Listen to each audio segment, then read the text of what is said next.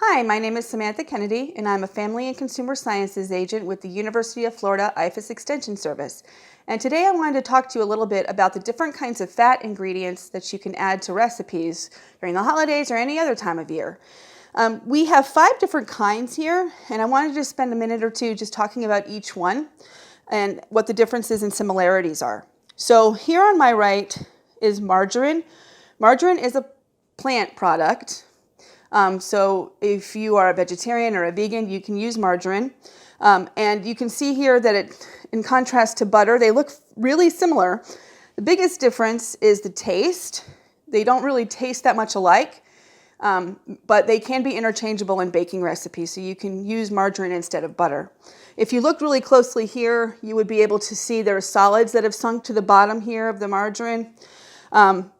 And the butter has some solids that are actually floating on the top. That's some of the milk solids that are still left over in the butter since it comes from an animal.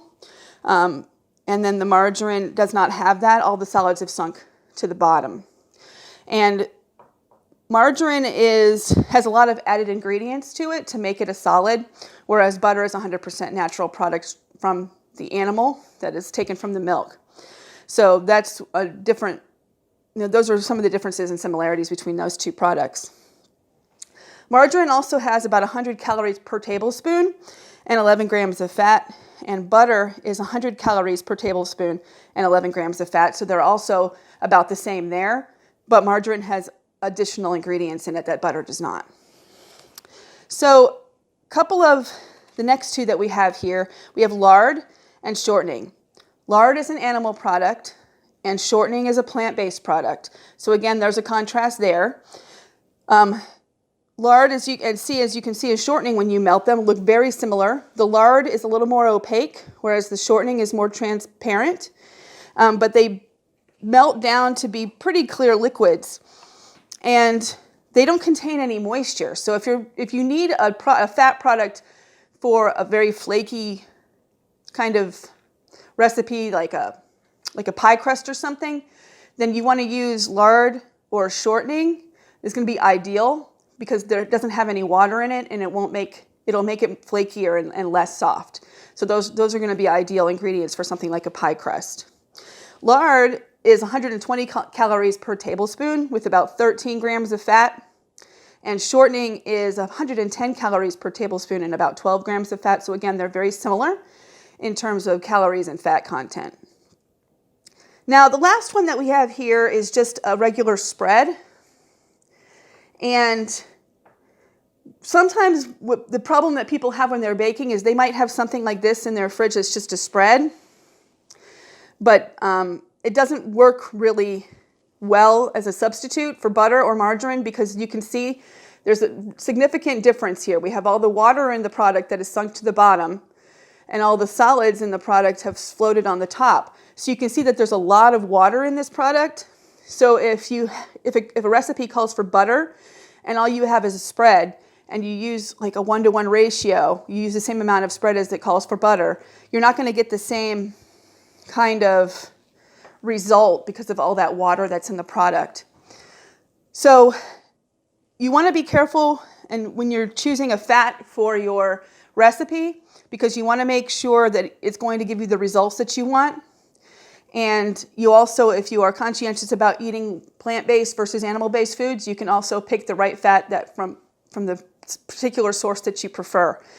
And you can see that while they all look fairly similar in solids states, they look a lot different when they're melted, and when you incorporate them into a recipe, they're going to be melted, and so that difference is going to come out in the quality of the product. Earlier, we showed you 5 different types of fat ingredients that you might see added to a recipe, and we melted them for you and showed you what they looked like melted. Well, now we've let them coagulate or solidify at room temperature, and so I wanted to show you again that there is still a marked difference between all of these and why you can't always substitute one for the other. So I want to start over here. This is just the spread, and you can see when the solids were floating on top and the water was underneath. So when we break through the top with a spoon, you can see all the water that's in there. And so you wouldn't want to necessarily use this in baking because it would add all this water to your product that you don't necessarily want, and it could affect the final product's texture and consistency. So spreads are made up of a lot of water, so that's not a good substitute. This here is shortening, and you can see that it doesn't have any liquid in it. The same thing with the lard here, no liquid, which is why these are like 100% fat items. And these are good for making pie crusts and things that you need to be flaky. It doesn't have any extra water in it, so it's perfect for that. Butter is also pretty good in terms of being mostly a solid, mostly fat, but you'll see a little bit at the bottom here. We have some milk solids that are left over. So just a little bit of liquid for the butter. And then the margarine, you can actually take out this whole thing and has a little bit of liquid in the bottom as well, but that's water. So at least, you know, for this one here, it's more like milk underneath or cream. And with margarine and spread, it's just water. So you can see that the differences in the consistencies and the ingredients that go into some of these, like margarine and spread that have a lot of external ingredients, make them not ideal for baking most of the time. So you want to really, again, choose wisely when you're choosing your fat for your recipe. Thank you.